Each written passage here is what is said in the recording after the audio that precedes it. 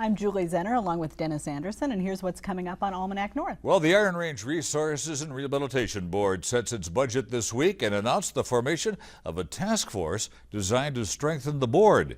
IRRRB Commissioner Tony Sertich is here. The historic flood 1 year ago this week resulted in tens of millions of dollars in damage in the region. The impact of that flooding is still being felt. And we'll have the latest business update and a story that was making news 25 years ago. So stay right where you are. Almanac North is next.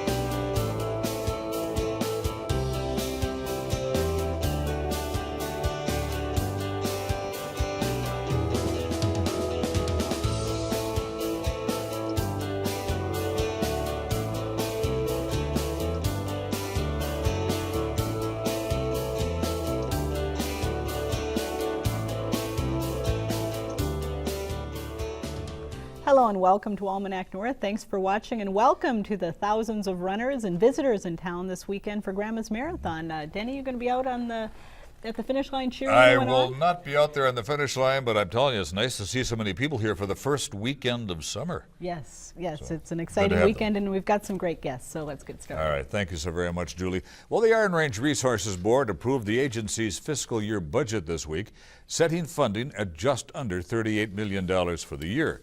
Also at the meeting, a new task force was announced. The Better IRRRB Task Force will make recommendations to improve the agency and protect the Douglas J. Johnson Trust Fund. Joining us now with more on this is Tony Sertich. Of course, he is the commissioner of the IRRRB. Commissioner Sertich, thank you so much for being here. So what in the world is the Better IRRRB Task Force? Well, the name really explains a part of it, and where it came about was twofold. Number one, my boss, Governor Dayton, really believes that we should be looking at always ways to improve government, and so that's a portion of that is seeing what we can do to improve the agency. But most importantly, over the past decade, and your viewers may remember that the IRRRB is not funded by state tax dollars, Right, it's funded by local tax dollars from the mining companies.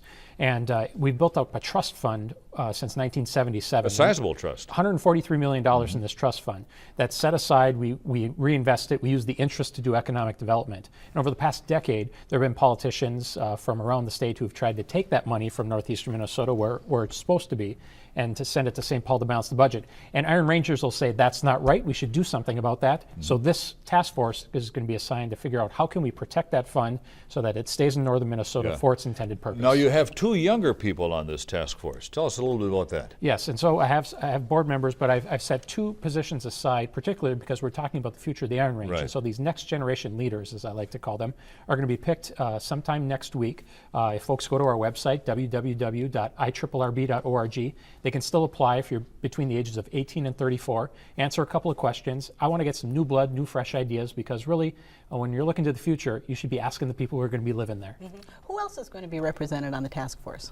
Well, we're trying to make a broad group of folks. You're going to be some of our board members that serve on our board, some community leaders who have good financial backgrounds. We have a banker and a few other folks like that on there who have interacted with the agency before. Mm-hmm. And then we have 4 local elected officials, mayors, city council members. They're really the steering committee. We're going to be looking and asking everybody to participate in this project, former commissioners, former board members, but just every citizen who has a good idea on how we can improve or how we can protect this fund.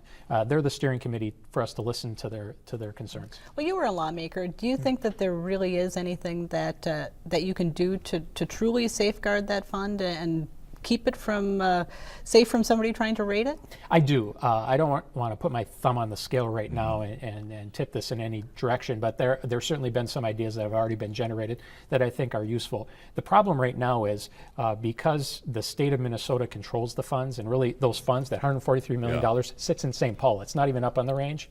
It could be under attack, and so there's got to be a way to separate it from from state government in some sort of way. Right now we have a Democrat in office in the governor's chair, but do you need gubernatorial support no matter which party's in office?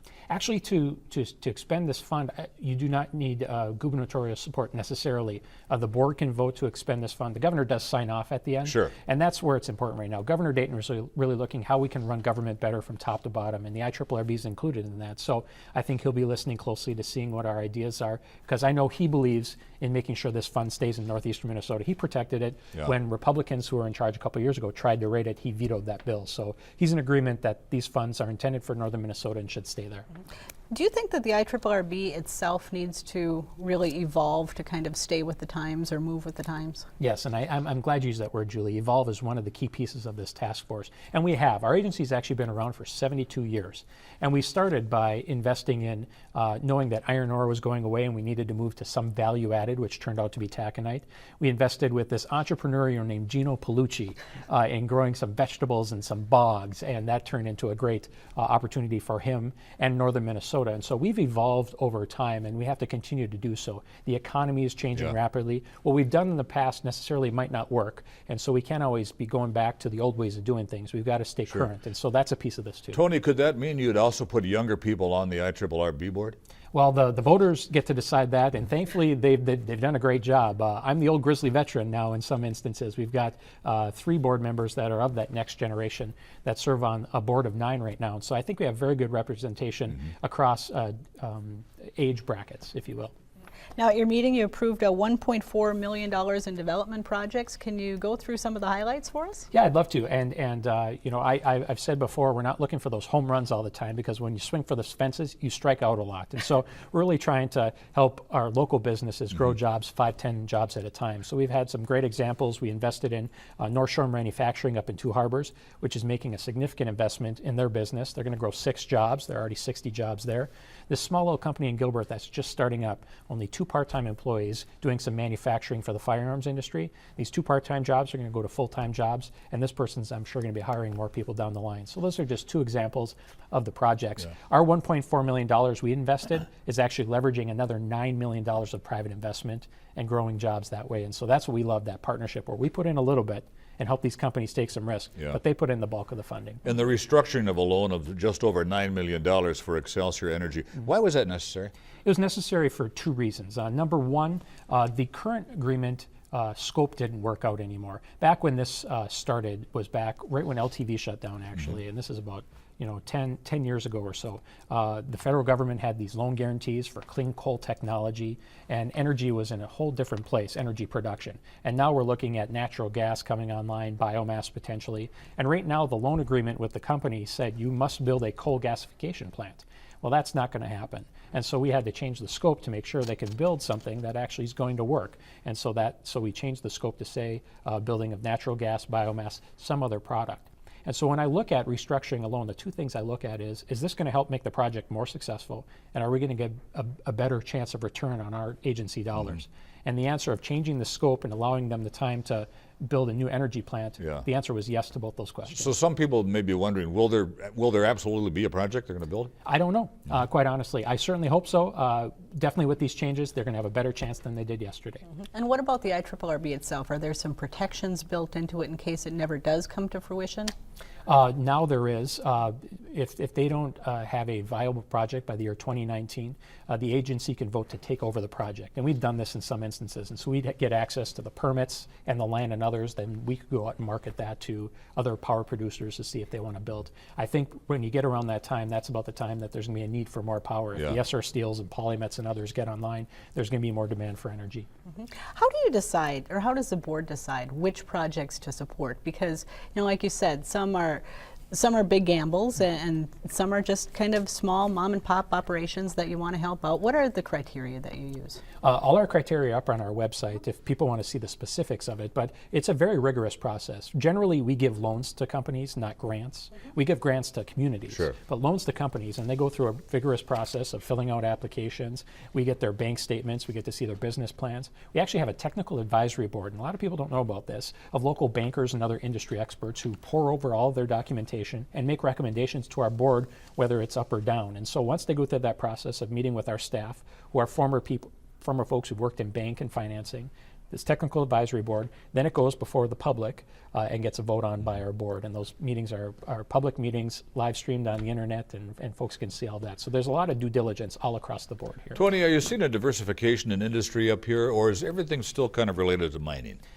Mining's still the most dominant industry, not just on the Iron Range, but all in northeastern Minnesota.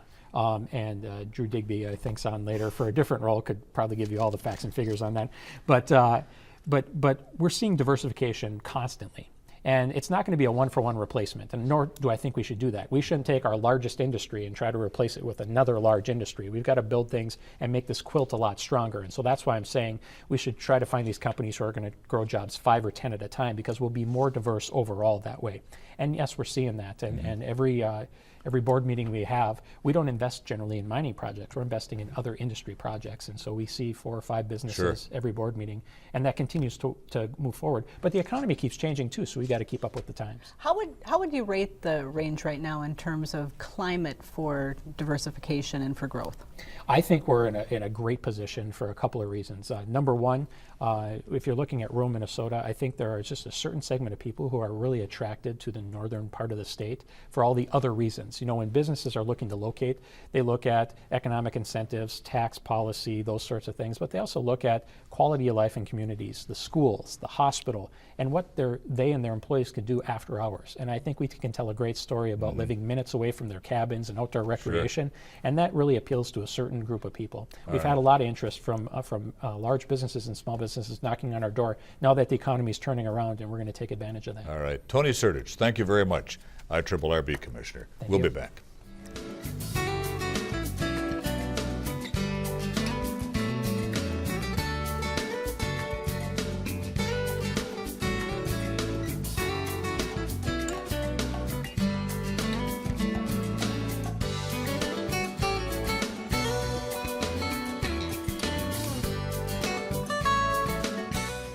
Now, let's dig into our news file archive for a look at what was making news 25 years ago this week.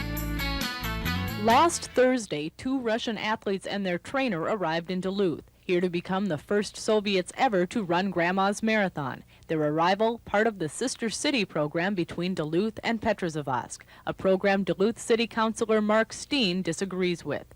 While he supports the Sister City concept, he says Duluth should limit such relationships to the Western world. I personally believe that the bad outweighs the good as far as the perceptions that are continually brought back from those that visit Soviet bloc countries.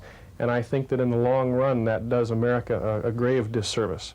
Vladimir Lysak, one of the Soviets in town for the marathon, says there are some back home who feel the same. That some people believe that you are the enemies, and in our country too, that you are our enemies and we are your enemies too.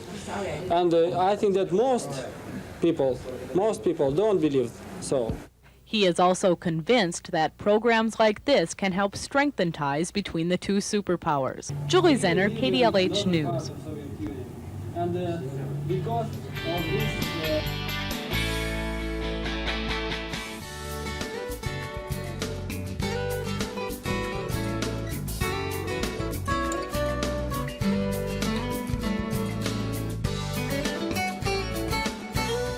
Where were you on June 20th, 2012? For many, the events of that day are etched in memory as the region experienced major flooding that caused massive amounts of damage. Flood recovery efforts continue 1 year later, and many stories have been shared in the media this week. Though much of the damage has been repaired, there is still much more to do, and joining us with an update is Drew Digby, long-term recovery manager in Carlton County. Duane Hill is the district engineer for the Minnesota Department of Transportation, and David Montgomery is the Duluth City Administrator. And thanks to all of you for being here on this anniversary. Drew, you've been involved with recovery efforts for a 6-county region. Is there still a lot of work to get done as you look at things 1 year later? Yeah, I mean, if you look at the individual and family recovery, that there were 1,900 homes that required some kind of substantial repair. And imagine you're trying to put together 1,900 remodeling projects. Some will go well, some will get halfway there, and some will just take a while. And you know, there's a lot of money, a lot of financing that needs to be arranged, a lot of contractors need to be brought on board. It's actually going really, really well. I mean, it's going to take 2 years, but it's going well, and it's frustrating, I think, for people who are still in the middle of it, because it's just going to take a while. Yeah. Drew, here we are exactly 1 year later, and we're getting more heavy rains in the last couple of days. Are you getting reports of new flooding? There's been a handful of reports of just small events. Superior's had some today, but no major washouts? Well, I think there was a culvert in Superior that went out today. But I think the big concern is that, like, psychologically, this is very tough on people. That every time there's a serious rain or a flash flood warning, people just, the stress comes back, and it's a major worry for us. And we're trying to do as much as we can to, say, like, you're not alone. A lot of the commemoration events this week were designed to tell people we know what you're going through, and that we're here with you through it all. David, here in the city of Duluth, many residents still addressing flood-related damage or even finding new issues arise? Well, from the city's perspective, we sort of have two pieces. We have the basic infrastructure work, the parks, the streets, the roads. That work has gone pretty well. We made a lot of progress last year in 2012, and a number of projects are online right now to make headway, and really, by the end of the year, we'll probably be 90% repaired. But we do have on the residential side, because there was not this individual declaration, we are concerned about the number of folks that are out there that are still struggling and are still working through their issues in their personal residence, their financing, and those are the ones we're really concerned about. And are there resources available to help these folks, or really are they on their own at this point? Well, a number of that falls into Drew's camp, and we have a number of foundation help going on. We've got the small business loans, the quick start loans from the state. There are a number of opportunities out there for people to take advantage of, and that's what a lot of the work Drew and the long-term recovery committee has been working on very strongly. Duane, what's the status of Highway 210 through Jakob-Park? Well, that'll never go away, will it? no, maybe not. It's open to the park headquarters. We're under construction to build a bridge and regrade a half-a-mile road that will give access to Oldenburg Point. And we're going to be starting in the next few weeks a public involvement process to talk about what to do with the remaining 4 miles of 210 from Jay Cook Road to Highway 23. And that'll be a very interesting process. Is it possible that may never reopen? It's possible. Yes, that's going to be part of the discussion is do we really need to rebuild that piece of highway? What have the biggest challenges been out in that area as you look at how to deal with the damage? Well, my favorite example this week is the bridge that we're building. The soil is silty clay, it's unstable, and that's why we had all the damage on the roadway. In this new bridge that we're building, we did our best to engineer the bridge. As we started to build the fill for one of the approaches, the soil failed, something we didn't expect. And our 370-foot bridge just grew to almost a 500-foot bridge with one extra span because of the soil conditions that we encountered. Drew, there were some big discrepancies between federal government and local assessors when they were examining the damage done. Why the big discrepancies in the number of homes either damaged or destroyed? I think it's the way that the different agencies looked at the damage, that the county assessors and the local assessors actually went to the houses, went inside the houses as much as they could, and saw it, whereas in a lot of cases the federal inspectors were doing a very quick drive up to the house, take a quick look, trying to compare it. And I think the fact that it was a flash flood meant that some of the usual indicators of flooding weren't there, that you couldn't see the marks on the outside walls, things like that. Slightly different definitions. I think that the numbers from the local assessors are the better numbers. And if you look at the number of people, going through the process to get assistance, that it's really clear that those numbers were maybe even conservative in the long run because of the number of people who really need help rebuilding their house. So the local assessors perhaps knew more of what to look for? That's correct. And in a lot of cases, it wasn't just the local assessors. That I know in Carlton County, they brought in volunteer assessors from almost 20 other counties who were trained in disaster assessments to do the work. So they just had an amazing amount of manpower to go door to door to door.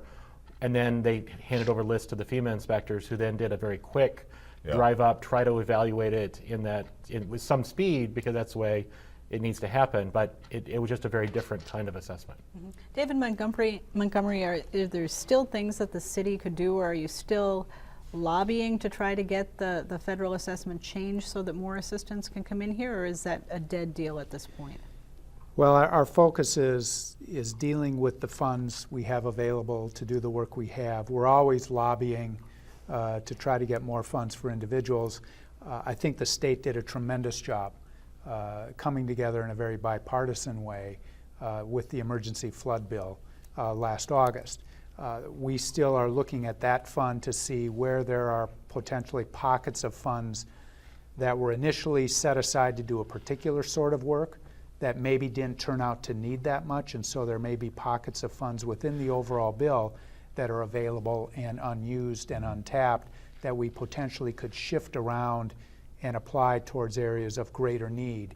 And that's one of the things we're always looking at to see within the fund. I don't think we're talking about asking for more total money from the state, but in particular we're looking at where the individual funds are, and maybe we can move some money around that hasn't been used and apply it to areas that maybe had greater need than we expected. Dave, what's happening with Vermillion Road? That street took a big hit last year. It took a very big hit. It was one of the classic look roads that washed out. That whole area of St. Marie and Vermillion will be completed this year, and it'll be completely redone. It's a major, major project, but we expect it'll be completed by the end of the year. And again, I think we'll have 90% of our infrastructure completed by the end of the year. It was more than just surface damage. This was deep damage. Did you have to replace sewer too? And, well, part of the problem with Vermillion Road is, again, as Duane indicated, soil conditions up here are very difficult, and it was a very sandy base on top of a very firm, more almost bedrock underlayer, and so as the water got under the pavement from up on St. Marie, it just started scouring right under the pavement, and it completely washed the entire base out from under the road, and the entire road structure just dropped a foot and a half, 2 feet. And so we had to tear up all that road, replace the base, and then we'll be putting good explanation. I hadn't heard all that, so yeah, thanks. Duane, as you look at the infrastructure needs beyond Highway 210, where's the state putting most of its emphasis right now? This year, we've got some storm sewer projects on London Road and in Fond du Lac.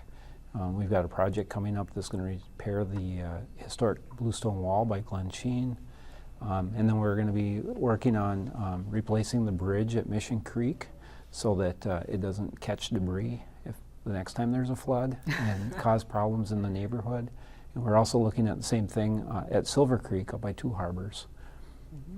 Drew, when you look at the coordination and the cooperation that was exhibited after the flood, how would you characterize the region in terms of coming together and really addressing this from a regional perspective? There was some amazing cooperation, and some groups really came in. There was different groups from the beginning. The infrastructure was taken care of by the local governments. The business community came together and really took care of a lot of the business needs. And one thing we're not talking about is a lot of the businesses are pretty well taken care of at this point, and that's a really good thing. And then on the individual and family, there were some very generous, groups coming together. The Ordine Foundation deserves lots of credit for their $500,000 gift. That was enormous. And then the cooperation to get the state and federal funds. Even though the SBA, we have federal funds available, it's a very complicated process. It took a lot of local coordination to get those, but we're on track to get about $16 million in federal and state loans for homeowners, and that was simply a result of groups really working together and working through their differences, and sometimes long, painful committee meetings, but it has worked out really well, and there's a great spirit in this region. Who can address 40th Avenue West? How's that coming? Well, 40th Avenue West is actually a county project, and it's coming along pretty well. I talked to Kevin Gray and their public works area often, and that's well underway. That's one of the biggest projects in county history. To your knowledge, Dave, will that be completed by this fall? From what I hear, it will be close. If it's not completed, it will be very close to completed. Sure, okay. But it's a tremendously huge project for was. them, and it's going to really make that access up over the hill much better than it currently is. Drew, long-term flood relief fund, are there still opportunities for people to contribute and still opportunities for people to tap those funds if they need them? Oh, absolutely. If anybody is still interested, call the Flood Homes at Home office and just repeat that number. It's 499-94880. But we're still working with clients, and we've already distributed more than $760,000 to nearly 400 families, actually 360, I guess it is. And I think this summer we're hoping to help rebuild and reconstruct 100 more homes with volunteer labor. And we have a good chunk of money, but we need about $100,000 more plus some matching funds, and we should be able to do those 100 homes by the end of the summer into the early fall. So we could always use a few extra dollars. So active fundraising continues and work continues. Yes. All right. Thank you so much, gentlemen.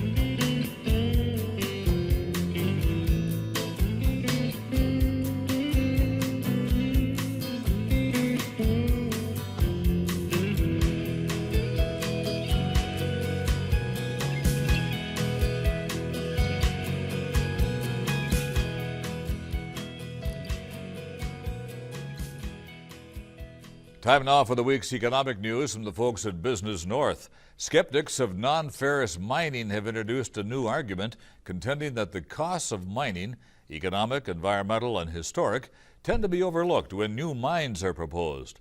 Retired University of Montana professor Thomas Power made that argument Wednesday in a Duluth presentation sponsored by the Friends of the Boundary Waters Wilderness. He argued that cyclical demand, automation, and the finite nature of mining make other industries a better option. His argument stands in stark contrast with research conducted by the University of Minnesota Duluth. UMD economist Jim Skurla said by far natural resources remain the area's best asset. Minnesota Power expects to have its largest hydroelectric generating station partially back into operation by the end of the year. The 106-year-old Thompson Hydro Station has been out of service since last year's flooding. Utility officials hope to have it fully restored in 2014. Major repairs are needed after 10 inches of rain flooded the 6 turbines. Rainwater overtopped the Thompson Reservoir and breached a portion of a dike that feeds the station, which is Minnesota's largest hydroelectric facility.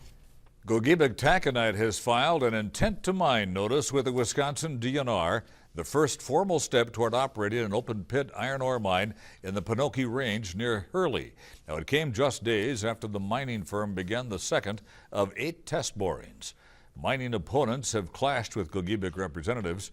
About 15 masked people raided an Iron County drill site on June the 11th, allegedly causing $2,000 in damages.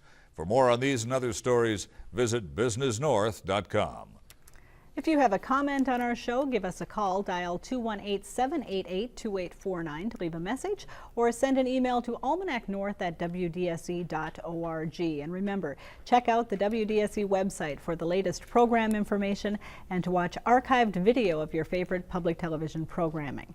And Denny, good luck to you and all the other runners this weekend. I won't be running again this year. But you know, everybody here, runners and fans, are all keeping an eye on the sky this weekend. That's right. The weather is always an issue. It is here. Good luck to everyone who is going to be out there. For Denny and all of us here at Almanac North, I'm Julie Zenner. Have a great weekend.